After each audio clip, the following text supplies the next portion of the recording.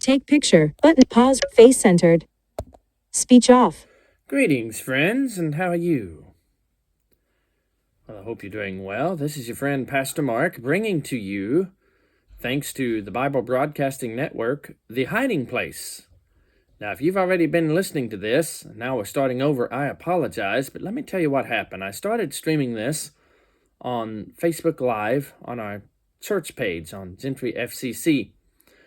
And while that worked, the problem was that after I streamed it, it seemed to disappear, and also it wouldn't let me label the chapters.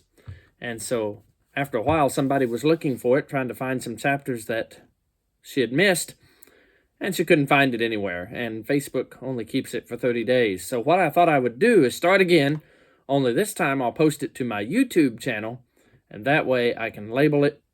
You'll be able to just take a glance at the post or the link and see which chapter you're getting ready to click on.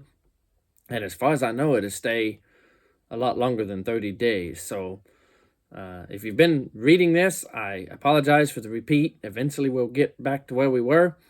If this is your first time and you're wanting to listen, enjoy. And you may listen now from the beginning and hopefully be able to find it. If you miss it for a day or two, you can go back and find the appropriate chapter. This is a true story. It is produced from the Bible Broadcasting Network. The narrator is Lynn Brooks, and it is a production of the Bible Broadcasting Network, and they have given me permission to share things that are their productions. So it's a story of Corrie ten Boom, and I won't tell you much more about it. I'll let you find out for yourself if you're not familiar with who she is. Other than I will say, after we get into this a ways, it is a very difficult read. It's there's some sad things that happen. It is hard, but there's a valuable lesson, or I should say lessons, in this book about the love of Christ and what the love of Christ can do. So having said that, let's pray and get started with chapters 1 and 2. Father in heaven, I just pray that you would use this book to be a blessing and to help us to realize the transforming power that takes place when we really know you deep down in our hearts. Bless the listening to of this book, I pray, in Jesus' name, amen. Chapters 1 and 2 of The Hiding Place.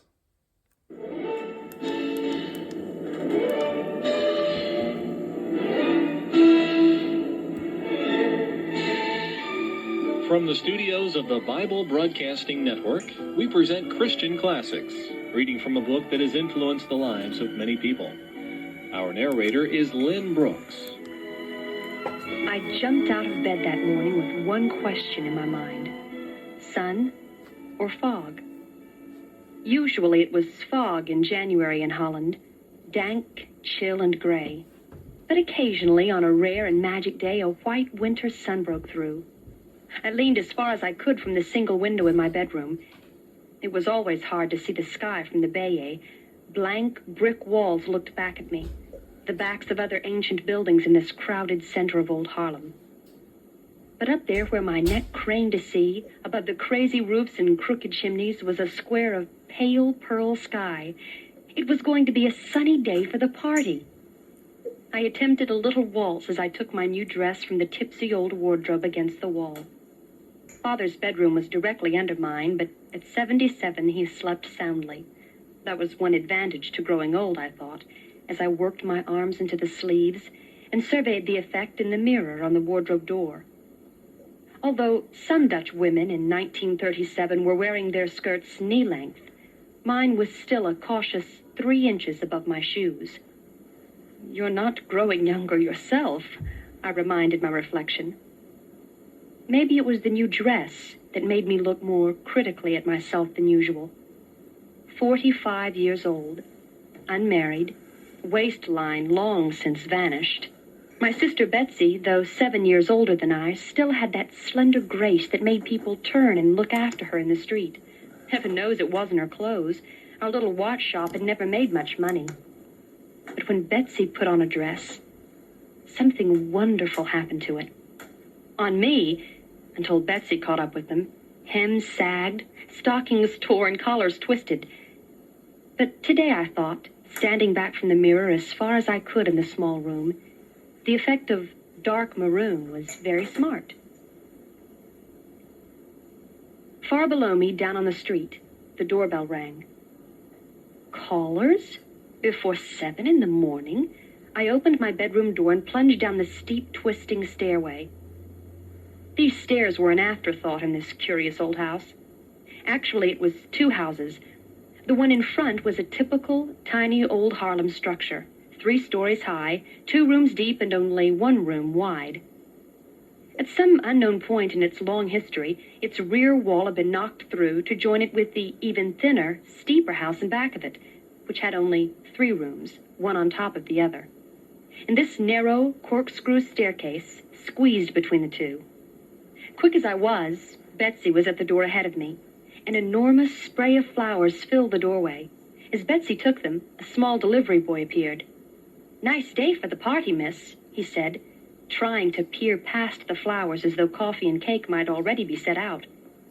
He would be coming to the party later, as indeed it seemed would all of Harlem. Betsy and I searched the bouquet for the card. "Pickwick!" we shouted together. Pickwick was an enormously wealthy customer who not only bought the very finest watches, but often came upstairs to the family part of the house above the shop. His real name was Herman Slurring. Pickwick was the name Betsy and I used between ourselves, because he looked so incredibly like the illustrator's drawing in our copy of Dickens. Herman Slurring was, without doubt, the ugliest man in Harlem. Short, immensely fat, head bald as a Holland cheese, he was so wall-eyed that you were never quite sure whether he was looking at you or someone else. And as kind and generous as he was fearsome to look at. The flowers had come to the side door, the door the family used, opening onto a tiny alleyway, and Betsy and I carried them from the little hall into the shop. First was the workroom, where watches and clocks were repaired. There was the high bench, over which Father had bent for so many years doing the delicate, painstaking work that was known as the finest in Holland. And there, in the center of the room, was my bench, and next to mine, Hans, the apprentice's, and against the wall, old Christoffel's. Beyond the workroom was the customers' part of the shop with its glass case full of watches. All the wall clocks were striking 7 o'clock as Betsy and I carried the flowers in and looked for the most artistic spot to put them. Ever since childhood, I had loved to step into this room where 100 ticking voices welcomed me. It was still dark inside because the shutters had not been drawn back from the windows on the street. I unlocked the street door and stepped out. The other shops up and down the narrow street were shuttered and silent. The opticians next door, the dress shop, the bakers, Wheels Furriers across the street. I folded back our shutters and stood for a minute, admiring the window display that Betsy and I had at last agreed upon. This window was always a source of great debate between us. I wanting to display as much of our stock as could be squeezed onto the shelf, and Betsy maintaining that 2 or 3 beautiful watches with perhaps a piece of silk or satin swirled beneath was more elegant and more inviting. But this time, the window satisfied us both. It held a collection of clocks and pocket watches, all at least 100 years old, borrowed for the occasion from friends and antique dealers all over the city. For today was the shop's 100th birthday. It was on this day in January 1837 that Father's father had placed in this window a sign, 10 Boom, Watches. For the last 10 minutes, with a heavenly disregard for the precisions of passing time, the church bells of Harlem had been pealing out 7 o'clock. And now, half a block away in the town square, the great bell of St. Bavo's solemnly donged 7 times. I lingered in the street to count them, though it was cold in the January dawn. Of course, everyone in Harlem had radios now, but I could remember when the life of the city had run on St. Bavo time, and only train men and others who needed to know the exact hour had come here to read the astronomical clock. Father would take the train to Amsterdam each week to bring back the time from the Naval Observatory, and it was a source of pride to him that the astronomical clock was never more than 2 seconds off in the 7 days. There it stood now, as I stepped back into the shop, still tall and gleaming on its concrete block, but shorn now of eminence. The doorbell on the alley was ringing again. More flowers. So it went for an hour, large bouquets and small ones, elaborate set pieces and homegrown plants in clay pots. For although the party was for the shop, the affection of a city was for Father. Harlem's grand old man, they called him, and they were setting about to prove it. When the shop and the workroom would not hold another bouquet, Betsy and I started carrying them upstairs to the 2 rooms above the shop. Though it was 20 years since her death, these were still Tante Jan's rooms.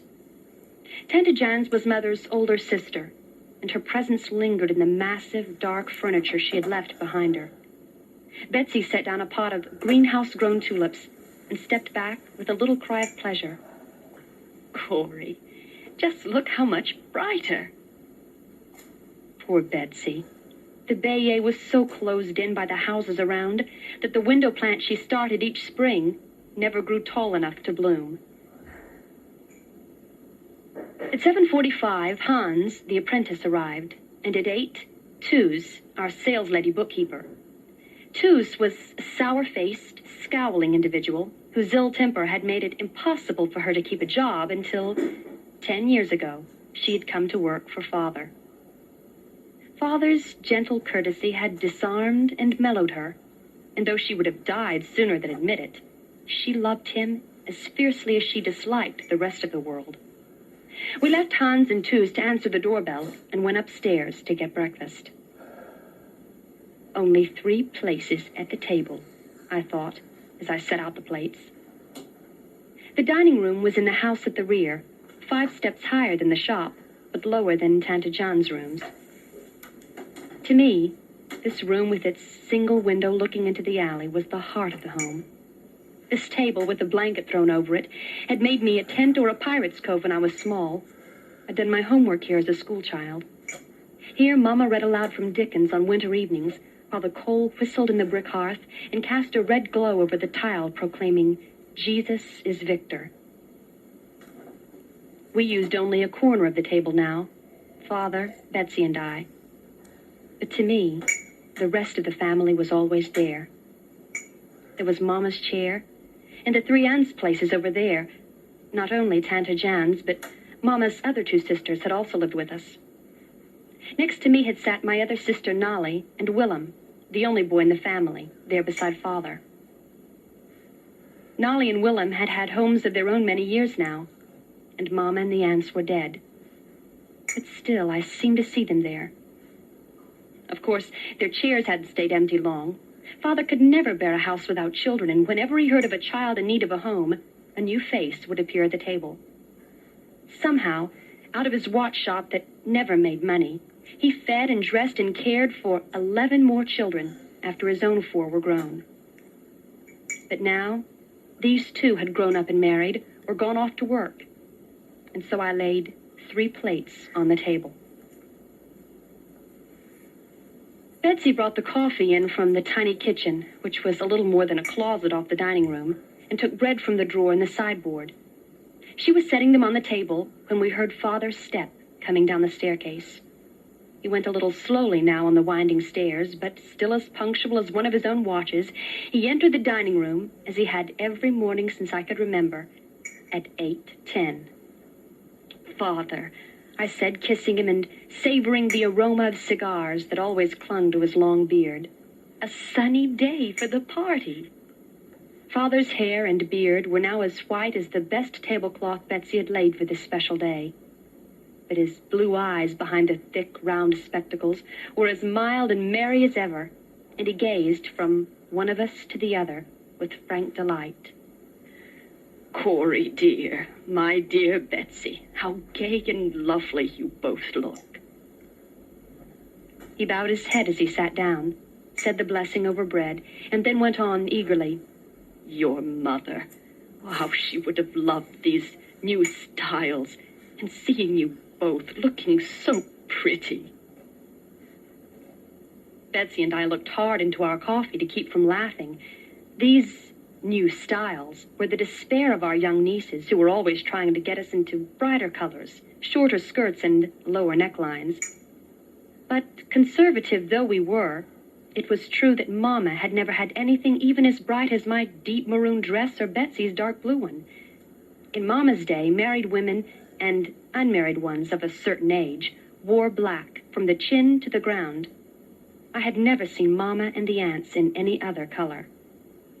How Mama would have loved everything about today, Betsy said. Remember how she loved occasions? Mama could have coffee on the stove and a cake in the oven as fast as most people could say best wishes. And since she knew almost everyone in Harlem, especially the poor, sick, and neglected, there was almost no day in the year that was not for somebody, as she would say with eyes shining, a very special occasion. And so, we sat over our coffee, as one should on anniversaries, and looked back. Back to the time when Mama was alive and beyond. Back to the time when Father was a small boy, growing up in this same house. It was a day for memories, a day for calling up the past. How could we have guessed as we sat there, two middle-aged spinsters and an old man, that in place of memories, we were about to be given adventures such as we had never dreamed of. Adventure and anguish, horror and heaven were just around the corner. And we did not know.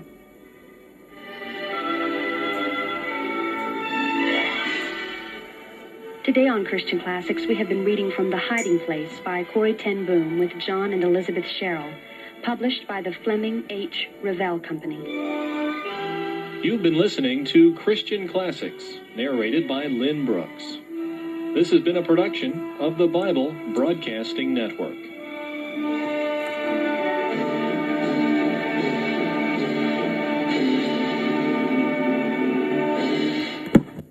And from Friday, we'll call this Chapter 2 of The Hiding Place, Friday, December 26th, 2025.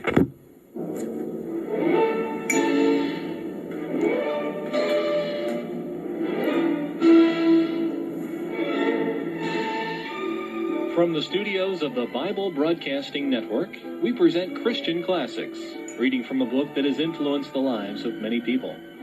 Our narrator is Lynn Brooks.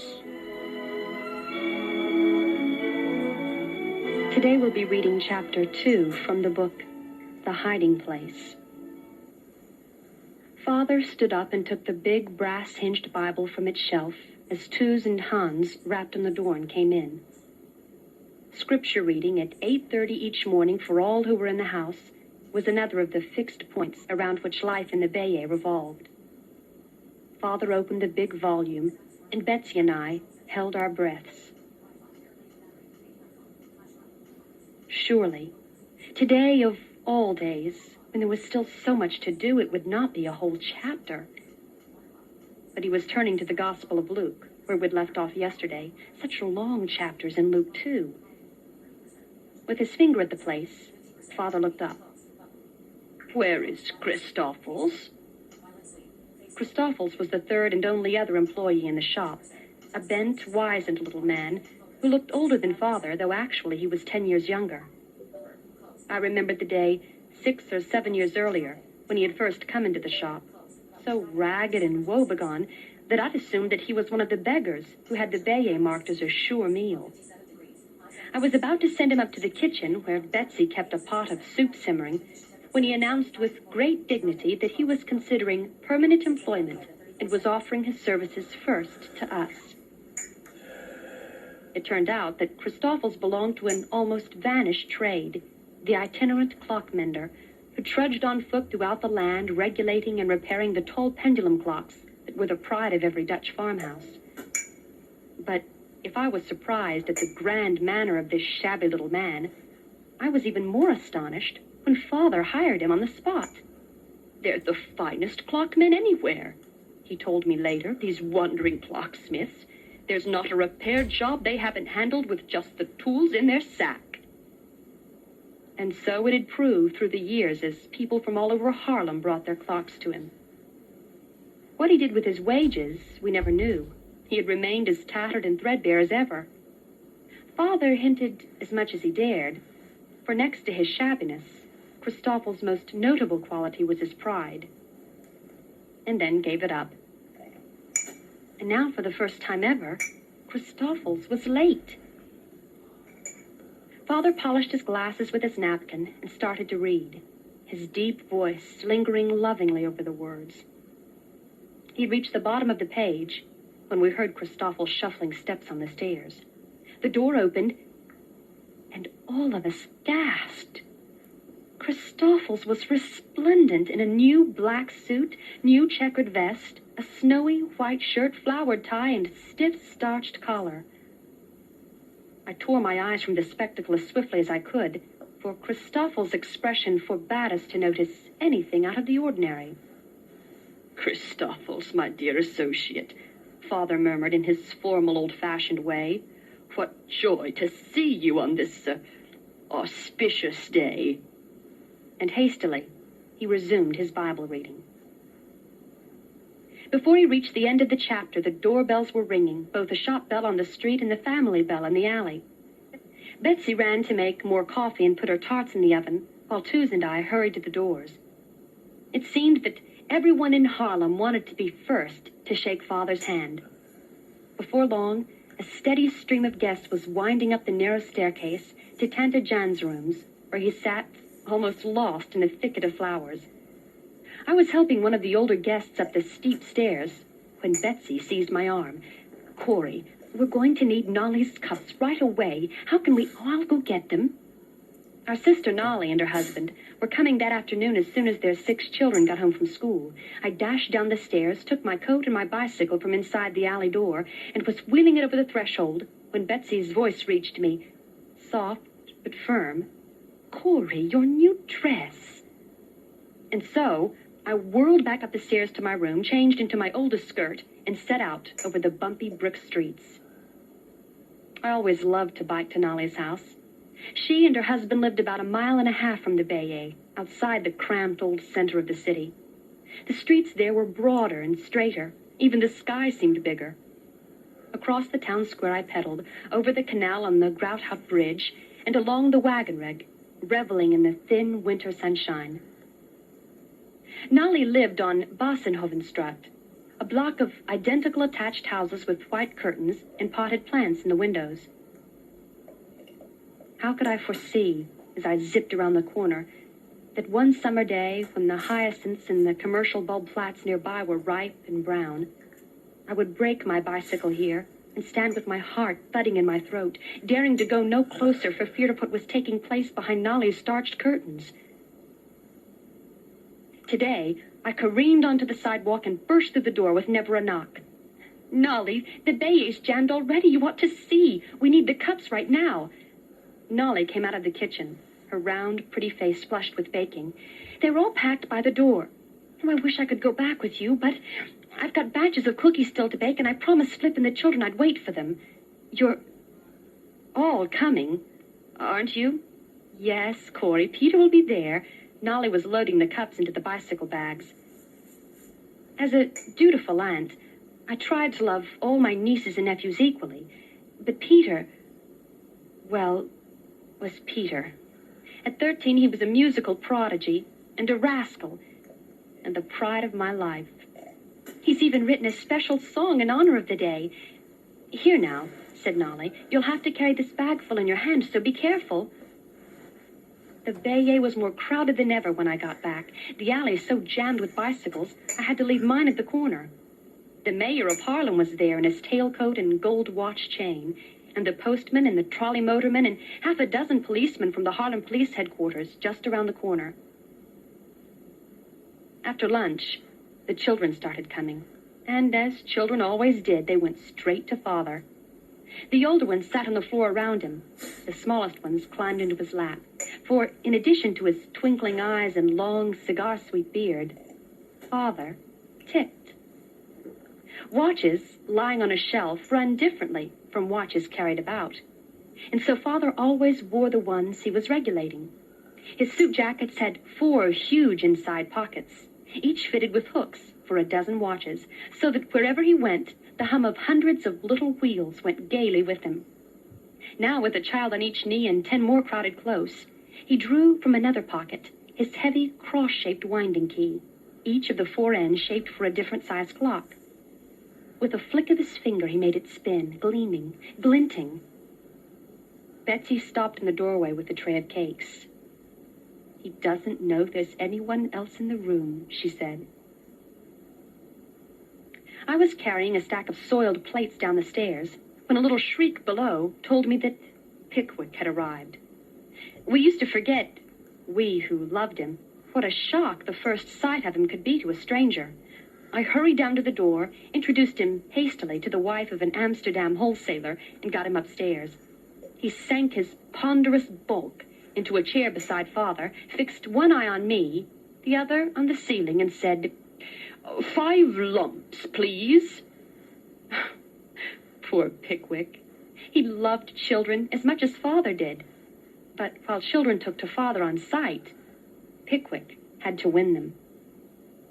He had one trick, though, that never failed. I brought him his cup of coffee, thick with sugar, and watched him look around in mock consternation. "But, my dear Cornelia, there's no table to set it on." He glanced out of one wide-set eye to make sure the children were watching. "Well, it's a lucky thing I brought my own." And with that, he set cup and saucer on his own protruding paunch. I had never known a child who could resist it. Soon, a respectful circle had gathered round him. A little later, Nolly and her family arrived. "Tanda Corey," Peter greeted me innocently. "You don't look 100 years old." And before I could swat him, he was sitting at Tanta Jan's upright piano, filling the old house with melody. People called out requests, popular songs, selections from Bach chorales, hymns, and soon the whole room was joining in the choruses. How many of us were there that happy afternoon, who were soon to meet under very different circumstances. Peter, the policeman, dear, ugly Pickwick. All of us were there except my brother Willem and his family.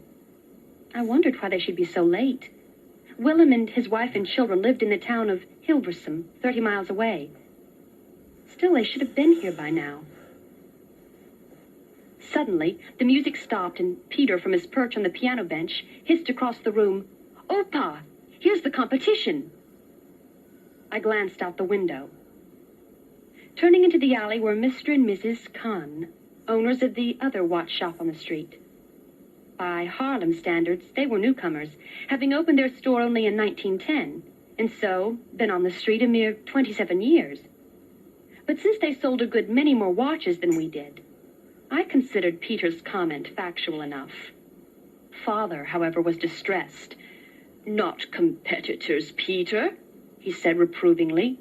"Colleagues." And lifting children quickly off his knees, he got up and hurried to the head of the stairs to greet the Kahns. Father treated Mr. Kahn's frequent visits to the shop below as social calls from a cherished friend. "Can't you see what he's doing?" I would rage after Mr. Kahn had gone. "He's finding out how much we're charging so he can undersell us." Mr. Kahn's display window always featured in bold figures prices exactly 5 guilders below our own. And Father's face would light up with a kind of pleased surprise, as it always did on those rare occasions when he thought about the business side of watchmaking. "But, Corey, people will save money when they buy from him." And then he would always add, "I wonder how he does it."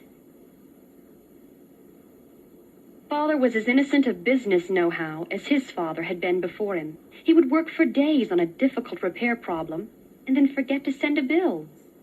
The more rare and expensive a watch, the less he was able to think of it in terms of money.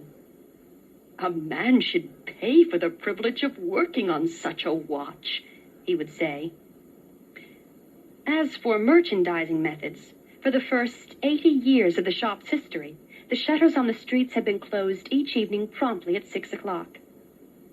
It was not until I myself had come into the business 20 years ago that I had noticed the throngs of strollers crowding the narrow sidewalks each evening, and had seen how the other stores kept their windows lighted and open. When I pointed this out to Father, He was as delighted as though I had made a profound discovery. And if people see the watches, it might make them want to buy one. Oh, Corey, my dear, how very clever you are. Mr. Kahn was making his way toward me now, full of cake and compliments.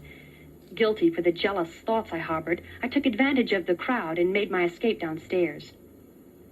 The workroom and shop were even more crowded with well-wishers than the upstairs rooms. Hans was passing cakes in the back room, as was Tooth in the front, wearing the nearest thing to a smile that her down-drawn lips would permit. As for Christoffels, he had simply and astonishingly expanded. It was impossible to recognize that stooped and shabby little man in the glorious figure at the door, greeting newcomers with a formal welcome followed by a relentless tour of the shop.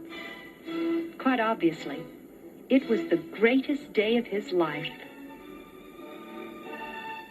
All through the short winter afternoon they kept coming. The people who counted themselves father's friends, young and old, poor and rich, scholarly gentlemen and illiterate servant girls. Only to father did it seem that they were all alike. That was father's secret. Not that he overlooked the differences in people, that he didn't know they were there.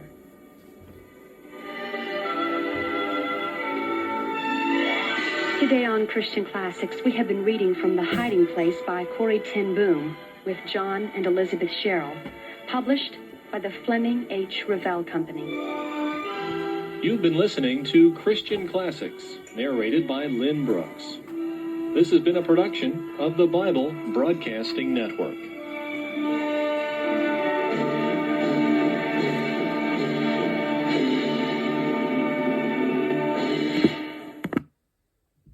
And so we conclude chapters 1 and 2 of The Hiding Place, and we certainly do appreciate the Bible Broadcasting Network for allowing us to hear things like this.